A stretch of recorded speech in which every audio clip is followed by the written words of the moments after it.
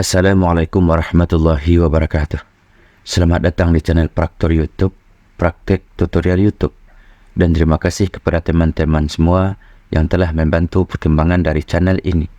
Pada kesempatan kali ini, kita akan menyampaikan tentang kesimpulan-kesimpulan yang berhubungan dengan cara membangun channel di YouTube, yang mana kesimpulan tersebut tentunya bersumber dari berbagai macam channel yang selama ini saya lihat.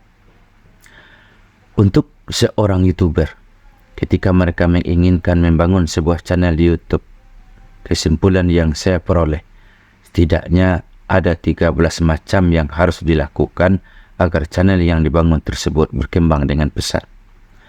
Yang pertama adalah menentukan tema.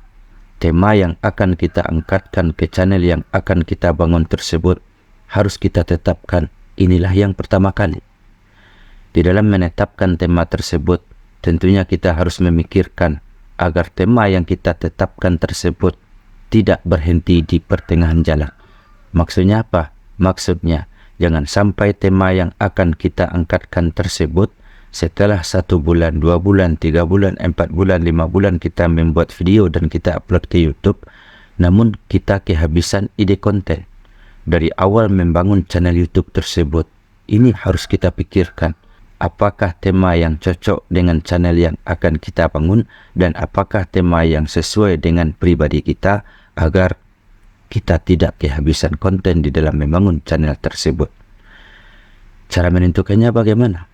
Cara menentukannya, lihat apa pekerjaan kita dan apa materi yang kita kuasai. Ketika kita membuat sebuah tema dari video sesuai dengan kemampuan kita, sesuai dengan keinginan kita, sesuai dengan keahlian kita, tentunya kita tidak akan kehabisan ide di dalam membuat konten tersebut. Namun ketika kita tidak memperhatikan secara matang, kita hanya fokus kepada melihat yang viral pada saat sekarang ini. Yang viral tersebut kita jadikan sebagai konten kita. Itu punya masa waktu. Setelah masa viralnya habis, dia akan habis juga. Tentunya kita juga akan kehabisan ide konten. Inilah yang pertama yang harus kita perhatikan. Menentukan tema yang cocok dengan kita dan tema tersebut hendaknya jangan sampai berhenti di pertengahan jalan. Ini yang pertama. Yang kedua adalah mempersiapkan alat. Alat yang bisa kita pergunakan untuk menjadi seorang YouTuber. Tentunya ini minimal. Minimal yang harus kita miliki adalah HP dan internet. Dua ini tidak harus dimiliki oleh seorang yang ingin menjadi seorang YouTuber. Ini yang kedua. Yang ketiga adalah melakukan rekaman video. Dalam melakukan rekaman video tersebut tentunya kita harus memperhatikan kualitas. Kualitas di sini khusus untuk kita para YouTuber pemula. Lakukan saja rekaman video sesuai dengan kemampuan kita. Jangan sampai di dalam melakukan rekaman video tersebut kita memaksakan diri agar kita mendapatkan kualitas video yang bagus. Kita seorang YouTuber pemula ketika belum pernah mempunyai pengalaman dalam membuat video yang bagus, belum mempunyai pengalaman dalam melakukan rekaman, terkadang kita merasa malas, terkadang kita merasa grogi berbicara di depan kamera tersebut. Jadi ini harus kita pelajari untuk lebih lanjut agar channel yang kita bangun telah mulai dari sekarang. Makanya lakukan saja rekaman video dan kualitasnya sesuai dengan kemampuan terbaik yang telah ada pada kita. Di samping dari itu, tentunya kita juga akan meningkatkan skill dan kemampuan kita di dalam melakukan rekaman video tersebut. Dan juga kita harus mengusahakan agar awal video, pertengahan video, dan akhir video ini kita perhatikan. Perhatikan yang dimaksudnya apa?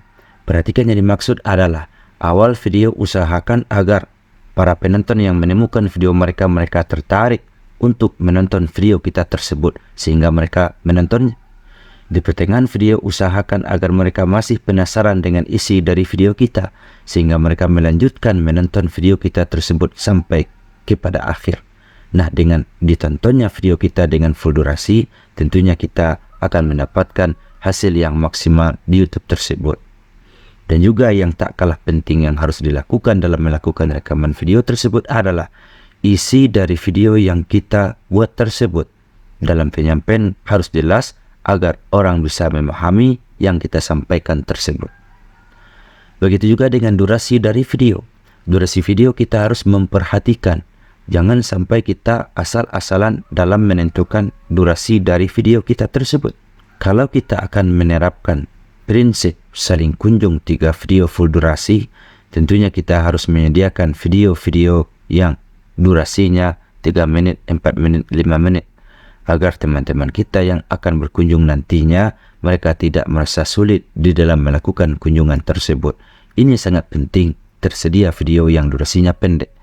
Namun, jangan sampai kita berkelanjutan di dalam video yang durasinya pendek tersebut.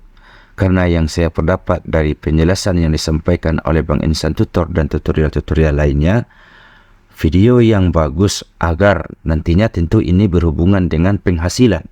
Agar ada iklan di pertengahan video kita, minimal panjang durasi dari video tersebut adalah 8 menit. Jadi kesimpulannya, untuk durasi video, sediakan video yang pendek. Di samping dari itu, perbanyak video yang durasinya 8 menit. Dan jangan sampai panjangnya berlebihan.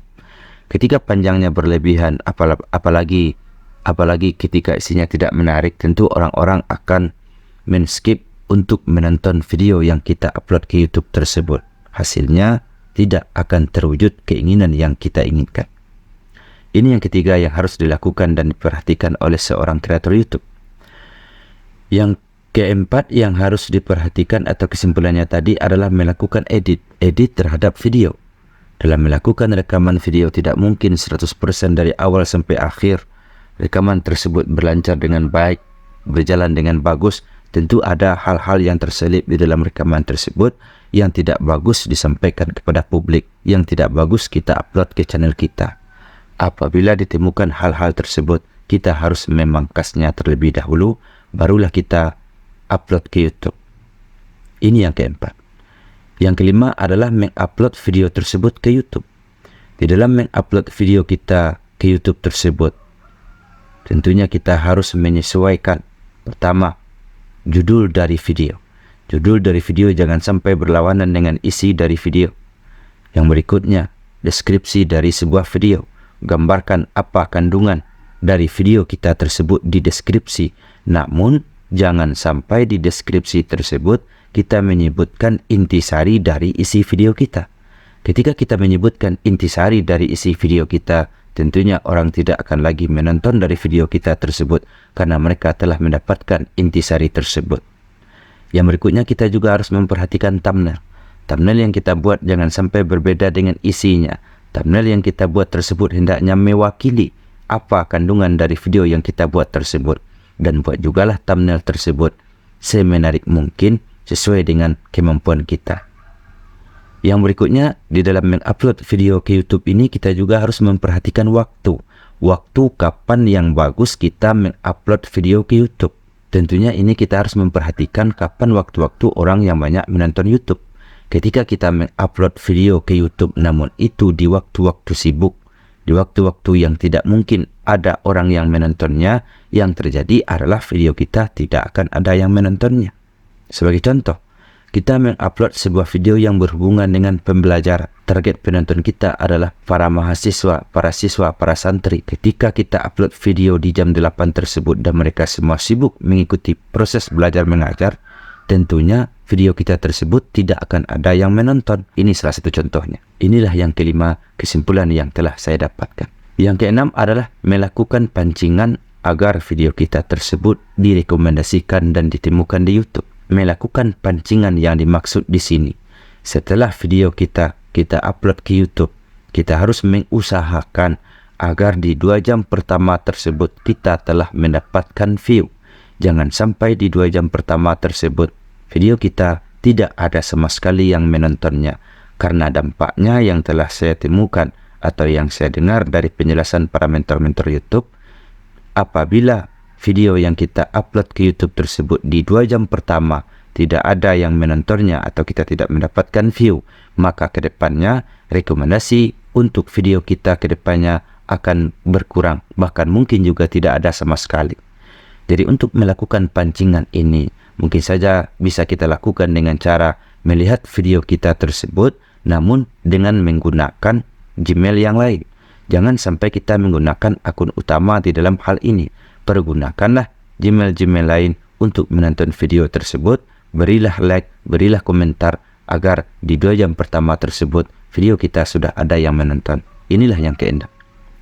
Yang ketujuh adalah menargetkan kepada penonton yang tepat. Menargetkan kepada penonton yang tepat maksudnya di sini adalah sampaikan video kita tersebut kepada orang-orang yang mana orang tersebut membutuhkan isi dari video kita. Bagaimanakah cara menargetkan video tersebut ke penonton yang tepat? Cara yang telah saya temukan adalah dengan memakai trik upload video. Sebagaimana yang telah dijelaskan oleh para mentor-mentor kita, pergunakan beberapa Gmail cadangan. Gmail tersebut adalah Gmail yang aktif. Tonton video yang satu tema dengan video kita terlebih dahulu. Setelah itu baru ditonton video kita tersebut. Namun hal ini jangan sampai kita lakukan secara berlebih-lebihan. Yang kedelapan adalah melakukan interaksi. Interaksi yang dimaksud adalah kita harus mengusahakan agar di setiap video-video yang kita upload tersebut ada like-nya, ada komentarnya. Bagaimanakah ini bisa terwujud? Satu-satunya cara atau salah satunya cara ketika kita bukan orang yang terkenal adalah dengan cara melakukan saling kunjung kepada sesama pemula. Kita kunjungi channel YouTuber pemula, kita berikan like di sana, kita berikan komentar, kita beri mereka subscribe. Mudah-mudahan dengan yang kita lakukan tersebut, mereka membalas balik kepada kita. Namun ingat, segala sesuatu yang terjadi sesuai dengan kehendak Allah Subhanahu wa Ta'ala. Ketika kita telah melakukan kunjungan kepada kepada saudara-saudara kita, namun jangan pernah kita berharap mereka tersebut untuk balik berkunjung kepada kita. Ini hanya sebagai usaha dari kita. Balik tidak balik itu tergantung kepada pemberian Allah kepada kita. Kalau Allah memberikan mereka semua balik kepada kita, insya Allah mereka akan balik. Namun hukum alam yang biasa terjadi ketika kita telah melakukan kebaikan terhadap orang, insya Allah orang tersebut juga akan membalas kebaikan kepada kita sesuai dengan yang telah diajarkan oleh agama. Saudara-saudaraku semuanya, inilah yang kedelapan. Yang kesembilan adalah meninggalkan semua pelanggaran. Apa saja pelanggaran-pelanggaran yang dilarang oleh YouTube tersebut harus kita tinggalkan, karena melakukan pelanggaran tersebut bisa berdampak kepada penghapusan dari channel yang kita bangun tersebut. Yang tentunya semua pelanggaran itu sangat banyak jenisnya, namun secara umum kesimpulan yang kesembilan adalah tinggalkan semua pelanggaran-pelanggaran yang ada. Yang ke-10 adalah meningkatkan kualitas dari video. Video yang telah kita upload ke YouTube tersebut hari demi hari seiring berjalannya waktu, dengan seringnya kita melakukan rekaman, dengan seringnya kita melakukan edit, dengan banyaknya kita belajar, tentu kemampuan kita juga bertingkat di dalam membuat video tersebut. Nah, kualitas dari video tersebut hari demi hari harus kita tingkatkan. Apabila peningkatan kualitas dari video tidak ada, yang terjadi mungkin saja penonton kita merasa bosan, mungkin saja tidak akan ada lagi penonton-penonton yang akan kita dapatkan karena mereka tidak tertarik dengan video kita tersebut. Agar yang menonton video kita tersebut makin banyak, makanya kualitas harus kita tingkatkan. Walaupun kualitas dalam segi rekaman, dalam segi editan kita belum mampu, minimal dari segi isi ini harus kita tingkatkan. Jangan sampai video yang kita upload tersebut tidak ada isi dan tidak ada manfaat yang bisa diambil oleh orang lain. Yang ke-11 adalah konsisten, istiqamah berkelanjutan. Dalam membangun channel tersebut kita harus selalu konsisten. Namun konsisten ini adalah satu kata yang mudah diucapkan, namun terkadang bagi seorang YouTuber pemula ini sangat sulit dilaksanakan karena ada saja nanti halangan dan rintangan di dalam membangun channel YouTube tersebut. Inilah yang harus diusahakan. Air yang lembut ketika dia selalu konsisten jatuh dari atas ke bawah, di bawah menimpa sebuah batu. Lama-kelamaan batu yang keras tersebut akan hancur oleh air yang lunak tersebut. Ini yang ke-11. Yang ke-12 adalah sabar dan yakin kepada qada dan qadar Allah. Di dalam membangun channel tersebut kesabaran sangat dibutuhkan. Kalau kita tidak bersabar, yang akan terjadi mungkin saja kita akan berhenti di dalam membangun channel tersebut. Kalau kita berhenti, tentunya keinginan dan cita-cita kita tidak akan terwujud di dalam membangun channel tersebut. Kenapakah sabar ini harus ada? Karena di dalam membangun channel tersebut, kita nantinya akan banyak mendapatkan halangan, tantangan, dan rintangan. Mungkin saja kita mendapatkan komentar yang tidak baik, Mungkin saja kita tidak mendapatkan sokongan dari keluarga kita, dari orang yang di sekitar kita. Kalau kesabaran kita tidak ada, tentu kita akan berhenti. Dan begitu juga kita harus yakin kepada ketentuan Allah. Apa yang telah Allah tentukan, apa yang terjadi di channel kita, tandanya itulah yang terbaik untuk kita. Yang terakhir, yang harus atau kesimpulannya adalah jangan pernah kita mengikuti hawa nafsu. Ini yang ke-13. Karena keinginan yang ada di dalam diri kita tersebut bisa berakibat fatal kalau kita perturutkan. Apa contohnya? Ketika nafsu kita menginginkan agar kita mendapatkan subscribe yang banyak secara langsung, kita ingin mendapatkan 4.000 jam tayang secara cepat. Mungkin saja karena hawa nafsu tadi ditambah dengan ada modal, kita melakukan hal-hal yang tidak sesuai dengan aturan. Apa contoh yang tidak sesuai dengan aturan tersebut? Kita buat banyak Gmail contohnya, lalu kita pergunakan Gmail tersebut untuk mensubscribe channel kita agar channel kita tersebut kelihatan bagus, agar kita cepat monet. Yang terjadi adalah channel kita tersebut akan hancur. Atau mungkin juga kita melakukan pemilihan jam tayang, pemilihan subscribe, namun pemilihan tersebut secara berlebih-lebihan. Ketika kita telah mengupload video ke YouTube, kita mempunyai nafsu agar video tersebut banyak penontonnya, agar kelihatan video kita tersebut bagus, agar kelihatan video kita tersebut banyak yang menyukai. Lalu kita putar video kita tersebut secara berlebihan. Yang akan terjadi adalah channel kita tersebut akan terdeteksi spam, dan channel kita tersebut tentunya akan mendapatkan hukuman dari YouTube. Tentu hal ini tidak kita inginkan.